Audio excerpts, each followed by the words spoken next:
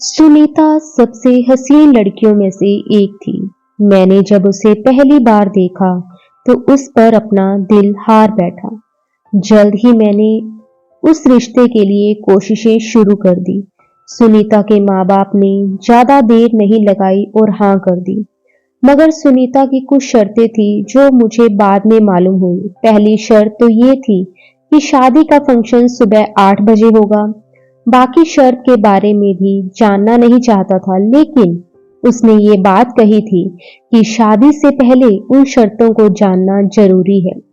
मगर मैं सुनीता के इश्क में इस कदर पागल था कि मैंने उसके किसी भी शर्त को इतना सीरियसली नहीं लिया। मेरी शादी मैं जिससे प्यार करता था उस लड़की से हो रही थी और मैं जानता था कि मैं सुनीता से शादी करके कभी नहीं पछताऊंगा। 14 फरवरी के पहले संडे को मेरी शादी सुनीता से तय हो गई। सुनीता को पाने का नशा ही अलग था। मैंने आने वाले दिनों का सोच सोच कर फूले नहीं समा रहा था। शादी संपन्न होने के बाद रात के 3 बजे सुनीता की विदाई होकर मेरे घर आ गई थी। उसको देखने के लिए मेरा दिल तड़प रहा था। मैंने मुंह दिखाई में उसे कीमती तोहफा दिया।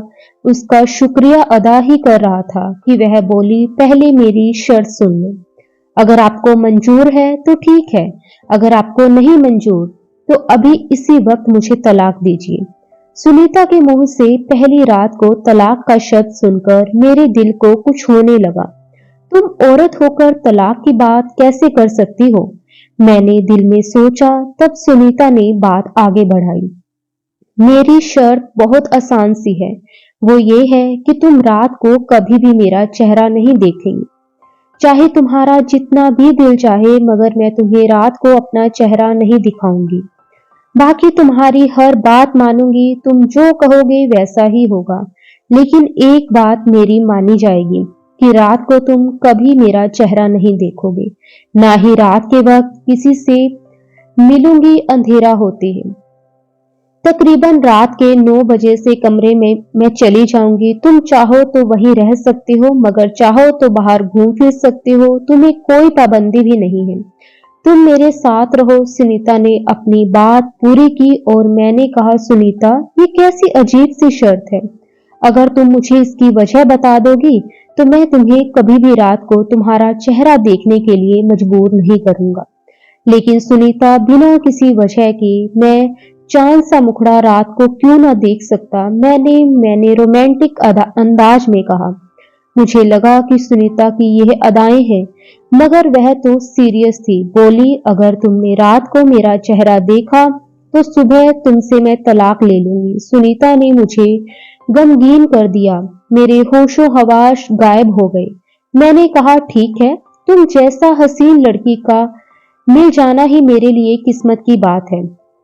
तुम कहोगी तो रात, तुम कहो तो दिन, कभी तुम्हारा चेहरा नहीं देखूंगा। खैर, एक जज्बाती अदम था और मुझे शादी के पहले हफ्ते में ही मालूम हो गया कि उसकी शर्त की कीमत चुकाना कितना मुश्किल है। मुझे जब भी कहीं जाना होता, रात को डिनर करना होता या दोस्तों ने मुझे खाने पर बुलाना होता, सुनीता मेरे साथ मौजूद ना होती। धीरे धीरे ये बात सब तक फैलने लगी कि रवि की बीवी रात को बाहर नहीं निकलती। कुछ लोगों ने तो उसे सुनीता की शराफत समझा, जबकि कुछ ने अजीबोगरीब किस्से गढ़ने शुरू कर दिए।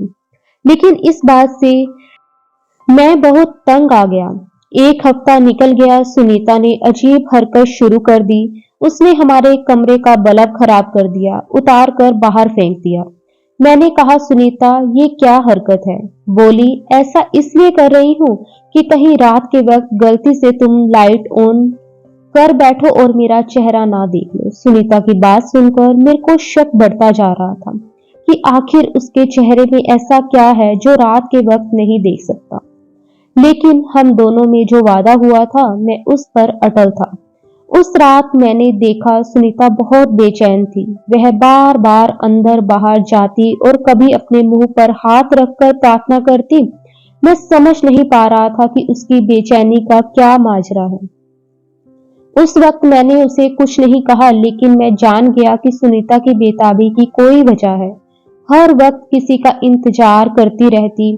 उसकी निगाहें फोन पर लगी रहती और जैसे ही फोन आता हल्की आवाज में बात करने लगती। हम दोनों के बीच शक जैसी कोई बात नहीं थी, इसलिए मैंने कभी उसका फोन सुनने की कोशिश नहीं की। मगर एक दिन सुनीता की बात करने के बाद उसके फोन के अंदर मैंने चेक किया कि वह किसी और फोन पर बात करती है।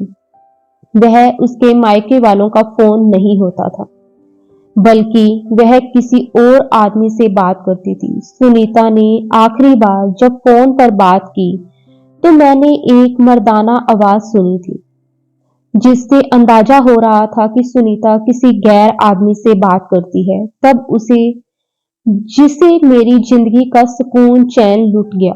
बीवी खूबसूरत तो थी, मगर खूबसूरत नहीं। मैंने सोचा कि अब सुनीता से बात करने की बजाय अपने मामले के तह तक पहुंचने की कोशिश करूंगा और जल्द ही सुनीता का चेहरा भी रात के वक्त देखूंगा, ताकि मुझे समझ आ जाए कि मामला क्या है। एक दिन में जरा रोज से जल्दी आ गया। उस दिन सुनीता फिर टहल रही थी। उसकी बेचैनी उसी के चेहरे से देखी जा सकती थी। एक मुझे अंदर आता देख हैरत से बोली, आप इस वक्त? आप तो रात को 8 बजे आते हो, आज जल्दी क्यों आ गए? उसकी हैरानी देखकर मुझे गुस्सा आया। क्यों, तुम मेरे जाने के बाद ऐसा क्या करती हो कि मेरे आने से तुम्हें इस कदर हैरानगी हो रही है? मैंने गुस्से में पूछा। नहीं नहीं, ऐसी कोई बात नहीं है, सुनीता ने बात संभालते हुए कहा। एंड उसी वक्त दरवाजे पर बेल बजी। मैंने शक की नजरों से सुनीता की तरफ देखा। सुनीता का रंग जैसे नीला पड़ गया। मैंने दरवाजा खोला तो सामने एक आदमी खड़ा था, जो पुलिस की वर्दी में था। उस वक्त मेरे सामने कोई और होता तो शायद मैं शक करता, मगर इंस्पेक्टर विक्रम अपने सामने देखकर मेरा सारा गुस्सा झाग तरह बैठ गया। इंस्पेक्टर विक्रम मेरा दोस्त था। हम दोनों एक दूसरे को काफी समय से जानते थे। मेरी उससे बातचीत भी होती थी, मगर काफी समय से मुलाकात नहीं हुई थी। यूं कहिए कि 2 साल से हम दोनों नहीं मिले थे। मैं जानता था तो कि हमारे ही इलाके में इंस्पेक्टर है, मगर मैं अपने काम की वजह से उससे मुलाकात नहीं कर पाता था। अचानक विक्रम को सामने देखकर मुझे हैरत हुई, मगर उसने ज्यादा हैरत का इजहार नहीं किया। फौरन ही मेरे गले लग गया और बोला, कहाँ थे तुम यार, इतने अरसे से मुलाकात नहीं हुई है। इंस्पेक्टर का अंदाज तो बिल्कुल ही नॉर्मल था। उसे अंदर ड्राइंग रूम में ले आया, मगर हैरान था कि इंस्पेक्टर को अपने घर कभी नहीं लाया। फिर उसे कैसे पता है कि मैं यहाँ रहता हूँ। बातों बातों में मैंने विक्रम से बात करने की कोशिश की। बोला, यार ये भी कोई बात है, हम पुलिस वालों का अपने इलाके के हर बंदे का पता होता है। तो विक्रम की बात सुनकर भी मुझे तसल्ली नहीं हुआ था, क्योंकि मैंने सुनीता को विक्रम का इंतजार करते पाया था। मैं जानता था कि जिस अंदाजे से सुनीता टहल रही थी, यकीनन वह किसी का इंतजार कर रही थी। इत्तेफाक से वह आदमी विक्रम निकला, तो विक्रम ने मुझसे मिलने का बहाना कर लिया। अब बात मेरी समझ में कुछ कुछ आ गई थी, मगर मैं जानना चाहता था कि आखिर विक्रम और सुनीता के बीच चल क्या रहा है। इसलिए मैंने सुनीता पर ज्यादा शक करना छोड़ दिया। मेरे दिल में जो भी बात होती मैं अपने दिल में ही रखता, सुनीता पर किसी भी किस्म का शक का इजहार ना करता। एक दिन मैंने सोचा कि अगर मेरी पत्नी सुनीता मुझे धोखा दे रही है, तो मैं भी उसे उसके साथ वो करूंगा जो उसने सोचा भी ना होगा। दिल ही दिल में दूसरी शादी की तैयारी करने लगा, लेकिन पहले सोचा कि एक बार सब कुछ अपनी तरफ से ठीक कर लूं। उस रात मैंने सुनीता का चेहरा देखना था। मैं जानना चाहता था कि सुनीता रात के वक्त मुझसे अपना चेहरा क्यों छुपाती है। उसके बाद विक्रम वाली गुत्थी भी सुलझ जाएगी, लेकिन पहले उसके चेहरे का बेनकाब करना जरूरी था। रात के वक्त क्योंकि कमरे का बल्ब बंद होता था, तो मैं अपने पास एक छोटी सी टॉर्च रख ली। सुनीता मेरे पास आई तो मैंने उसका बाजू थाना, ताकि वह एंड वक्त पर भाग ना पाए, और फिर अपनी जेब से टॉर्च निकालकर रोशनी उसके चेहरे की तरफ जैसे ही की, तो मेरी चीख निकलते निकलते बची। हैरत के मारे मुझसे बात ना हो रही थी। सुनीता, ये तुमने मुझे इतना बड़ा धोखा दिया। आखिर मुझसे इतनी बड़ी बात तुमने क्यों छुपाई? मैं तो तुमसे सच्ची मोहब्बत करता था। तुम्हें ऐसा करने की क्या जरूरत थी? मैंने नफरत से सुनीता की तरफ देखा। उसके चेहरे की रौनक एकदम बदल गई थी। मैं आपको सब कुछ बता दूंगी। भगवान के लिए मेरी बात सुन लीजिए। आपको मुझ पर जो भी शक है, मैं वो सब के सब दूर करूंगी। आपका दोस्त विक्रम मैं जानती हूँ। आपको जो शक है मैं आपको सब बताती हूँ। आप बैठो तो सही। सुनीता रोते रोते मेरे पांव पकड़कर बैठ गई। इस कदर मिन्नतें कर रही थी, मैं चाहकर भी उसे दुत्कार नहीं सका। बताऊं सुनीता, यह क्या बात है? क्यों तुमने ऐसा किया? विक्रम से तुम्हारा क्या ताल्लुक है? मैं अब बड़े आराम से उससे कह रहा था, क्योंकि मैंने सोच लिया था कि अगर यह औरत मुझसे धोखा करेगी तो मैं भी दूसरी शादी कर लूंगा। उसे वो दुख दूंगा कि सारी जिंदगी भूल नहीं पाएगी। तब सुनीता ने जो बात सुनाई, उसे सुनकर मेरा दिल भी गमजुदा हो गया। आप तो जानते हैं हमारा घराना किस कदर मॉडल है। मैंने भी जब होश संभाला तो अपनी मम्मी पापा को अपने से दूर ही पाया। वह मुझे नौकर नौकरानियों की रहमो करम पर छोड़कर खुद अपनी नौकरियों और कामों में निकल जाते। मैं जब मम्मी से कोई बात करती तो वह मुझे पैसे की गड्डी थमा देती या फिर शॉपिंग करवाने ले जाती। मुझे तो ममता की जरूरत थी, मैं उनके प्यार की प्यासी थी। मगर मैंने कभी मेरी तरफ लेकिन मेरी माँ कभी मेरी तरफ मुड़कर नहीं देखती थी। उस रुपयों ने मेरे अंदर बहुत सारे मायूसी पैदा कर दी। पहले तो मैं अपने नौकर और नौकरानी उसे दोस्ती करती, मगर फिर वह एहसास हुआ कि वह तो सिर्फ मेरे पैसों की अहमियत को समझते हैं, मेरे जज्बात की कदर नहीं करते। तो मैंने नौकर और नौकरानी उससे बातचीत करना भी छोड़ दिया। अब मैं भरपूर मायूसी से भर गई, और मेरी माँ ने मुझे कभी भी अपने ऑफिस आने की इजाजत नहीं दी थी। हमेशा यही कहती थी कि मेरे ऑफिस आने से पहले मुझे बता देना, क्योंकि मेरे हजार काम होते हैं, मैं तुमसे बात ना कर पाऊंगी। पापा भी अपने काम में बिजी रहते। मगर उस वक्त मेरा दिल बहुत मजबूर था। मैं उदास थी। सोचा अगर मम्मी को फोन करूंगी तो देर हो जाएगी। मैंने गाड़ी निकाली और मम्मी के ऑफिस चली गई। मगर जैसे ही ऑफिस के दरवाजे से अंदर घुसी, अंदर का मंजर देखकर मेरा दिल बुझ गया। मैं अपनी मम्मी के बारे में ऐसा सोच भी नहीं सकती थी, मगर मेरी मम्मी उस कदर रोशन ख्याल हो चुकी थी कि वह अपने शर्मो हया को भी भूल चुकी थी। इस एक लम्हे में मेरे अंदर बगावत पैदा कर दी। मुझे उन औरतों से सख्त नफरत महसूस हुई जो लोगों की भलाई के पाठ पढ़ाती है, और खुद उनका किरदार किस कदर भयानक होता है यह कोई सोच भी नहीं सकता। माँ से नफरत हुई तो मेरी शख्सियत भी बदल गई। मैं नाइट क्लब में जाने लगी। मैं ऐसे बनकर जाती कि हर कोई मेरी तरफ खींचा चला जाता, लेकिन मैं उस समय खुश नहीं थी। मगर फिर भी न जाने क्यों मेरे रुके तसल्ली मिलती कि मैंने अपनी माँ से बदला ले लिया, हालांकि मैं खुद को नुकसान पहुंचा रही थी। अब मैं रात देर तक घर से बाहर रहती। मम्मी पापा को कोई खबर ना थी उनकी बेटी क्या कर रही है, और मैं इन सब चीजों में बिल्कुल डूब चुकी थी। एक रात मैंने इस कदर नशा कर रखा था कि ऐसे वक्त में लड़कियां अपनी इज्जत खो बैठती हैं, मगर मैं उस मामले में खुशकिस्मत थी। कि सुबह जब मेरी आंख खुली, धड़कते दिल के साथ अपने पहलू में देखा तो बिस्तर पर कोई नहीं था। मैं एक अकेले कमरे में लेटी हुई थी। कमरे की सजावट से अंदाजा हो रहा था किसी मजहब इंसान का रिहायशी कमरा है। फिर जब वह लड़का मेरे सामने आया तो वाकई मेरा ख्याल सच साबित हुआ। उसके चेहरे पर दाढ़ी सजी जबकि वह एक नौजवान लग रहा था। मुझे देखकर उसने नजरें नीचे कर ली, कहने लगा, कल रात मैं आपने एक मजबूरी की वजह से नाइट क्लब गया था।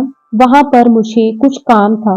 वहां मैंने आपको बेहोश पाया तो आपका ख्याल करते हुए अपने घर ले आया। उम्मीद है कि आप ठीक होंगी। चले, मैं आपको आपके घर छोड़ आता हूँ। नौजवान पर मुझे सख्त गुस्सा आया। फिर उसका हुलिया ऐसा था कि मुझे इससे और भी नफरत महसूस होने लगी। उस दिन तो वह मुझे घर छोड़कर चला गया। मुझे उससे बिल्कुल भी कोई हमदर्दी ना थी, ना ही मैंने उसका शुक्रिया अदा किया। वजह शायद कि उसका हो लिया था जिसमें मेरी माँ ने हमेशा नफरत की थी, और ऐसे ही नफरत मेरे भी दिल में उन दाढ़ी वालों के लिए मौजूद थी। मगर उस आदमी ने मेरा पीछा नहीं छोड़ा। वह बार बार मेरे पीछे आता और कहता, मैं तुमसे मोहब्बत करता हूँ। मेरी सहेलियों ने जब ये बात देखी तो वह बोली कि तुम उसे अपनी जान क्यों नहीं छुड़ा लेती। यह तो हर वक्त तुम्हारा पीछे आता है, तुम्हें तंग करता है। अगर ऐसा ही रहा तो बाकी लड़के तुमसे डरना शुरू हो जाएंगे। तुम उसका हुलिया तो देखो, कितना खतरनाक लगता है। अपनी सहेलियों की बात सुनकर मैंने उस लड़के को सबक सिखाने का सोचा। लड़के का नाम रिंकू था। एक दिन उसने मुझसे बात करने की कोशिश की तो मैंने कहा, शाम को बहादुरी का नमूना दिखाना है और मेरी सहेलियों के सामने खुद को साबित करना, तब हो सकता है कि तुम्हारा काम बन जाए। मेरी बात सुनकर वो बहुत खुश हुआ। अगली रात जब मैं नाइट क्लब से निकल रही थी तो वो मुझे मेरे सामने ही दिखाई दिया। अकीदत से झुकी हुई नजरें, वह मेरी मोहब्बत में वहां आया था। मैंने पुलिस को बता रखा था कि एक आदमी रोजाना मुझे परेशान करता है। मैंने इसी वक्त कॉल मिलाई और पुलिस 2 मिनट के फैसले में चलकर हमारे साथ आ गई। उन्होंने लड़के को हथकड़ियां लगाई और पुलिस गाड़ी में बिठाकर ले गई। मैं अपनी सहेलियों के साथ खिलखिलाकर हंसने लगी। मुझे अंदाजा नहीं था कि वो इस कदर बेवकूफ निकलेगा। बहरहाल उसको थाने पहुंचाकर मेरे दिल को सुकून पहुंचा। मगर फिर अगले दिन सहेलियों के भड़काने पर उसकी हालत मालूम करने मैं थाने चली गई। मगर थाने पहुंचकर जैसे मेरा कलेजा है कट गया। पुलिस वालों ने मार मार कर उसका हुलिया खराब कर दिया था। वह बहुत बुरा कर लग रहा था। चेहरे पर खून के निशान थे, आंखों के पास चोट लगी हुई थी, आंखें सूजी हुई थी। उसे देखकर मुझे अफसोस हुआ। उसकी आंखों में मोटे मोटे आंसू थे। मुझे देखकर उसने आसमान की तरफ देखा और बोला, मैंने अपना मामला भगवान पर छोड़ दिया है। खुदा तुम्हारी रातें कभी पूरे सुकून ना हो। उसकी बद्दुआ ने मुझे अंदर तक हिला दिया। मगर मैंने किसी किस्म की परेशानी का इजहार नहीं किया। तकरीबन सुबह के 8 बजकर 9 बज रहे थे जब मैं अपनी सहेलियों के साथ उससे मिलने गई थी। हम लोगों की आदत थी कि हम लोग सारी सारी रात जागते और दिन के वक्त होते थे, क्योंकि इस बात की मेरे माँ बाप को कोई परवाह नहीं थी। लेकिन उस दिन मैं शाम को सोकर उठी तो मुझे अपने चेहरे पर जलन महसूस हुई। मुझे लगा कि शायद गर्मी की वजह से ऐसा हो रहा है, मगर ये जलन बढ़ती ही गई। यहाँ तक कि रात 8 बजे मैंने शीशे में अपना चेहरा देखा तो अपने दानों से भरा सूरत देखकर चीख निकल गई। मुझे अपना चेहरा देखकर रोना आ रहा था। सुबह के वक्त तो मैं सोई हुई थी। सोचा कि उसी वक्त अस्पताल चलती हूँ, डॉक्टर से दवा लेकर आऊंगी ताकि ये मुसीबत से जल्दी से जल्दी मेरी जान ये छोड़ दे। उस शाम डॉक्टर ने मुझे एक दवाई दी जिसे लगाने के बाद मुझे कुछ आराम महसूस हुआ। सुबह होते ही मेरे सारे दाने खत्म हो गए। मैंने भगवान से प्रार्थना की। अगली रात फिर वैसे ही हुआ। शाम के वक्त मेरे चेहरे पर ऐसे दाने निकलते और मेरी जान मेरा बात करना मुश्किल हो जाता। मैंने डॉक्टर से जाकर अच्छी खासी बहस की थी। उसने मुझे गलत दवा दी है, मगर फिर 2-3 डॉक्टर को बदल कर देखा तो उसके बाद मुझे मालूम हो गया कि मेरी ये बीमारी इतनी आसानी से मेरी जान नहीं छोड़ेगी। जितना भी समझ रही हूँ, उसके बाद मैंने क्या-क्या नहीं किया, मगर ये दाने खत्म होने का नाम ही नहीं ले रहे थे। मुझे उस लड़के की बद्दुआ लग गई थी। भगवान ना जाने अब वो किस हाल में होगा। मैं चाहती हूँ कि वह मुझे एक बार मिले और मैं उससे माफी मांग लूं। सुनीता की बात सुनकर मैं बिल्कुल हक्का बक्का रह गया। सुनीता इस कदर तेज लड़की होगी, मैं तो कभी सोच भी नहीं सकता था। शक्ल व सूरत से वह इंतहा ही मासूम लग रही थी। फिर उसकी उम्र भी अभी 20-21 साल की होगी। उस वक्त मुझे एहसास हुआ कि मासूमियत का ताल्लुक उम्र से नहीं होता। मैंने कई औरतें ऐसी भी देखी हैं जो 40 की उम्र में भी इतनी ही सादा रहती हैं जितनी कोई 18 साल की लड़की भी नहीं होती। मगर अपनी बीवी की जुबान उसकी कहानी सुनकर मेरा दिल बुझ गया। रही बात विक्रम की, तो उसने मुझे बताया कि वो विक्रम से रिंकू के बारे में मालूमात लेती रहती है, मगर रिंकू कहाँ गया ये कोई नहीं जानता। विक्रम की यकीन दिलाने पर मैं सुनीता की बात मान गया, मगर मुझे उस पर बड़ा शक होता है। मैं उस पर पहले की तरह कभी एतबार नहीं कर पाया और रात को मैं उसका चेहरा नहीं देख पाता तो अजीब सी अधूरापन महसूस होता। दिल चाहता है कि दूसरी शादी करूं, मगर फिर सुनीता की हालत देखकर सोचता हूँ कि उस सब में उसका क्या कसूर है। जो होना था वो तो हो गया, मगर अब सुनीता ने अपनी जिंदगी बदल दिया है। मेरा ख्याल में उसे उसकी बीते हुए कल की सजा मिल गई है। आप लोगों को क्या लगता है? क्या मैं सही सोच रहा हूँ या गलत? मुझे कोई और फैसला लेना चाहिए? धन्यवाद दोस्तों। स्वस्थ रहें, खुश रहें।